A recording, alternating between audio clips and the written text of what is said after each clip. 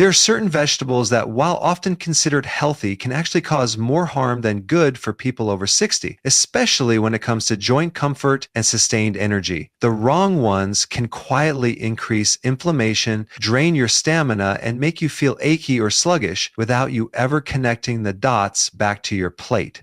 On the flip side, the right vegetables can actively help your joints move more freely, improve circulation, and give you steady, reliable energy throughout the day. Most seniors never think about vegetables in this way, but after decades of seeing patterns in how foods affect the body, I can tell you this: not all vegetables are equally good for you, and some are better left off your plate altogether if you want to feel your best.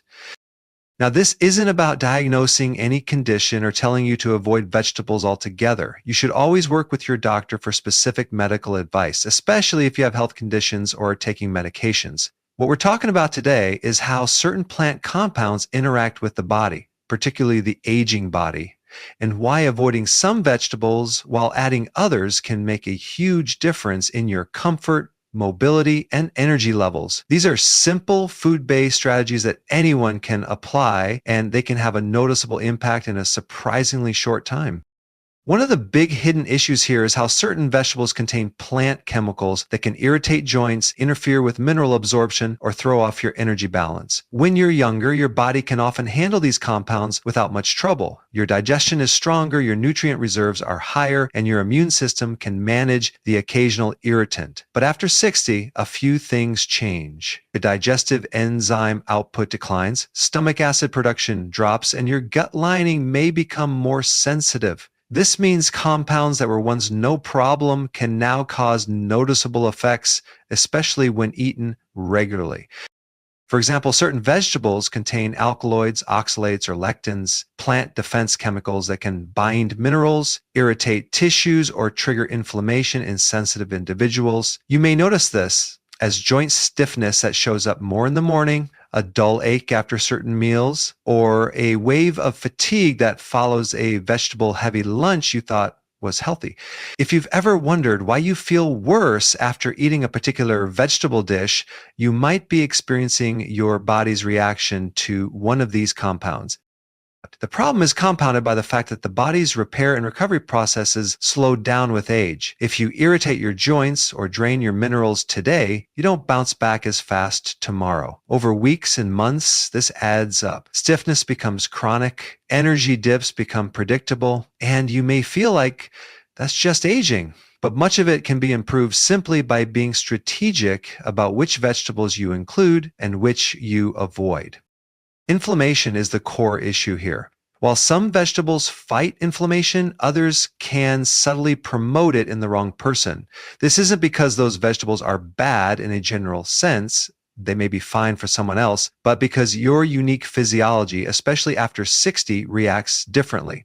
Inflammation in the joints often comes down to immune triggers, and certain vegetable compounds can act like those triggers. Think of it as pouring a little fuel on a low-grade fire. You might not notice it immediately, but it keeps the flame going. Energy is the other side of this equation. Your body's ability to maintain stable energy depends heavily on balanced blood sugar and steady nutrient supply. Vegetables that are too starchy or too high in certain anti-nutrients can spike your blood sugar or block absorption of the very minerals that help you produce energy at the cellular level. This is especially important as mitochondria, the tiny energy factories in your cells, naturally become less efficient with age. If you're already operating at a lower energy capacity, the last thing you want to do is make their job harder. The key takeaway in this stage of the conversation is that vegetables are not automatically a free pass food group for seniors. Yes, they're nutrient dense, but they also carry plant chemicals designed to protect the plant, not necessarily to benefit you. Your job is to know which ones your body tolerates well and which ones might be quietly working against you. Over time, cutting out just a few problematic vegetables and replacing them with more joint-friendly, energy-supportive options can have a noticeable impact on how you feel day to day. In a moment, we're going to get into the 3 vegetables I recommend most seniors avoid and why each of them can cause trouble for your joints and energy. but it's important to go into that list understanding the bigger picture. Your body after 60 is less forgiving of the wrong inputs and more responsive to the right ones.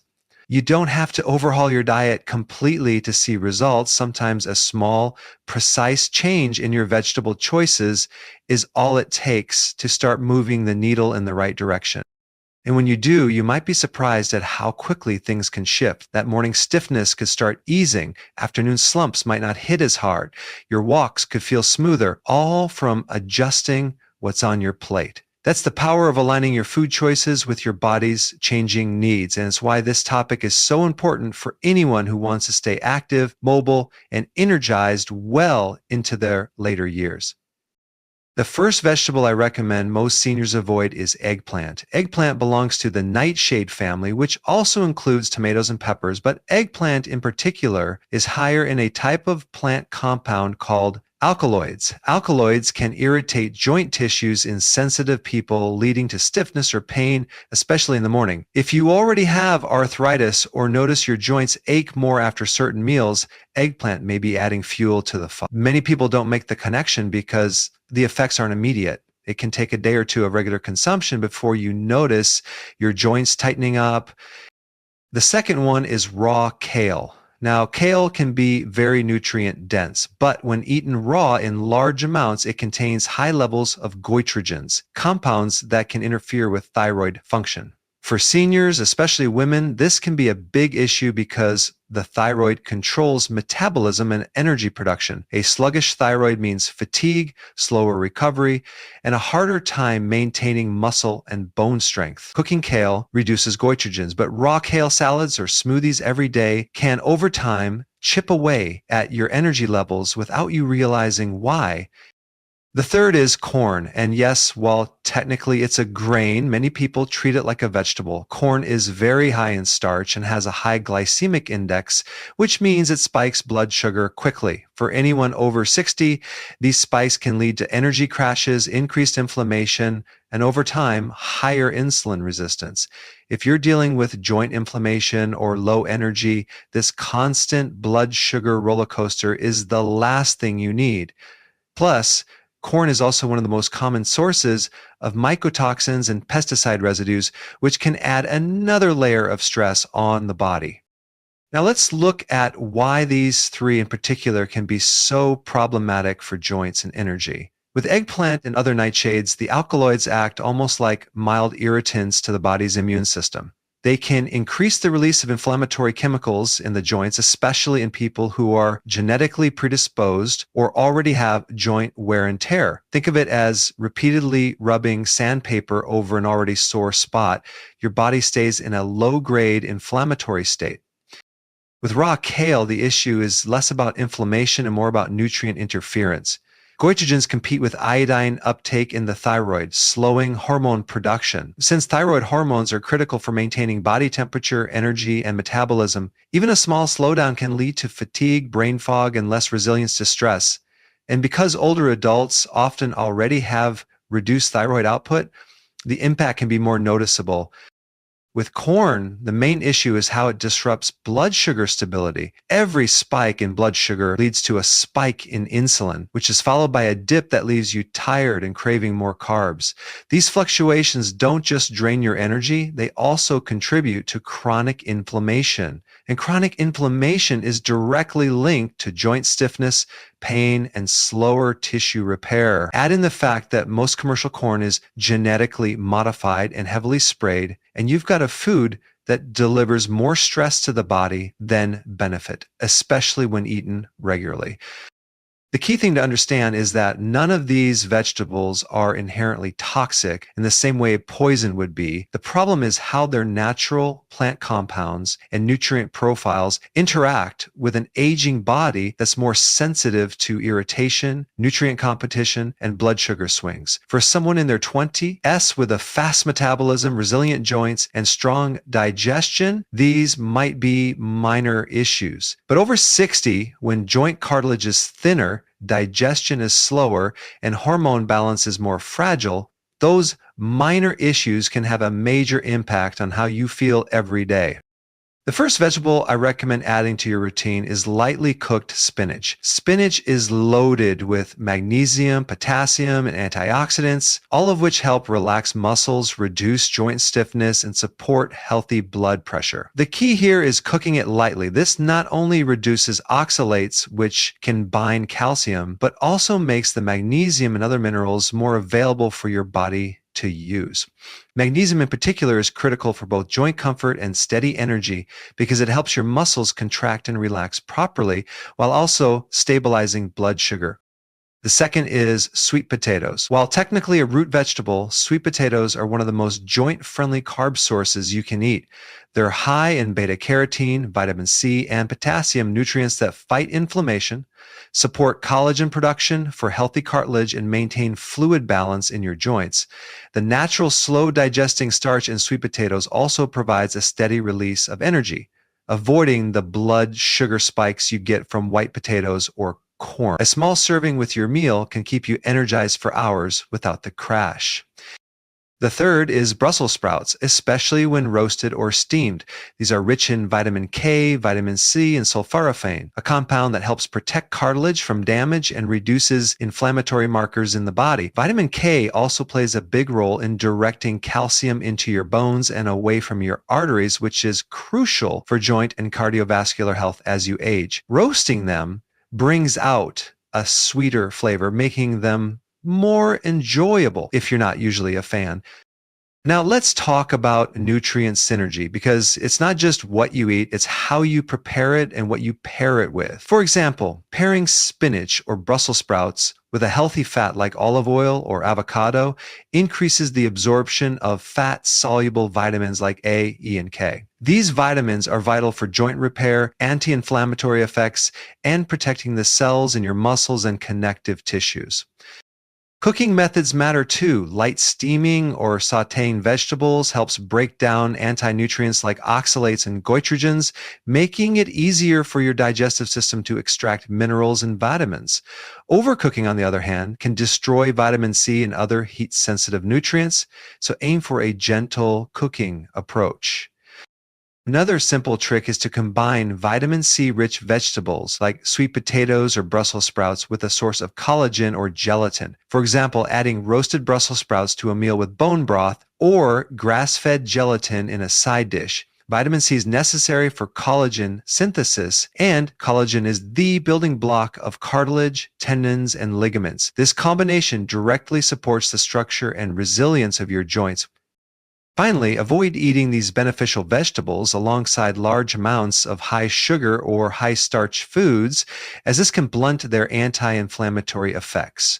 Keep your meals balanced with moderate protein, healthy fats, and plenty of fiber from your vegetables. This ensures a steady release of energy and a hormonal environment that favors repair over inflammation. Making these changes doesn't have to be complicated. In fact, the easiest way to start is by swapping out the problem vegetables for the beneficial ones we just talked about. If you're used to having eggplant in your meals, replace it with lightly cooked spinach. This simple change removes the alkaloids that can irritate your joints and gives you a steady supply of magnesium and potassium to help them move more freely. If raw kale salads are part of your daily routine, switch to steamed Brussels sprouts. You'll still get a nutrient-dense vegetable, but without the goitrogens that can slow down your thyroid. And if corn has been your go-to side dish, swap it for a baked sweet potato. You'll still have a satisfying, slightly sweet flavor, but now it's coming with anti-inflammatory antioxidants and steady energy instead of blood sugar spikes. You can even make this more systematic by planning one swap per week. Week 1, focus on removing eggplant and adding spinach to 2 or 3 meals. Week 2, replace raw kale salads with Brussels sprouts, prepared in a way you enjoy. Week 3, swap corn for sweet potatoes. By spacing it out, you give your taste buds, your digestion, and your joints time to adjust. Over time, these swaps become second nature, and you won't even miss the foods you've replaced. The beauty of this approach is that it doesn't feel restrictive.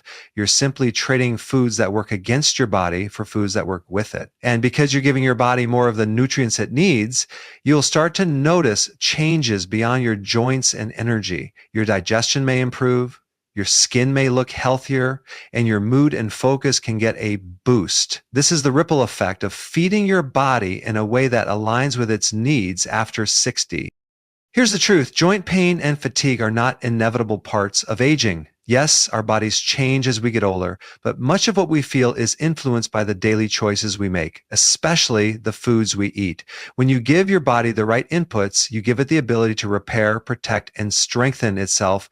And when you remove the foods that subtly undermine your energy and inflame your joints, you create the space for healing and vitality to take over.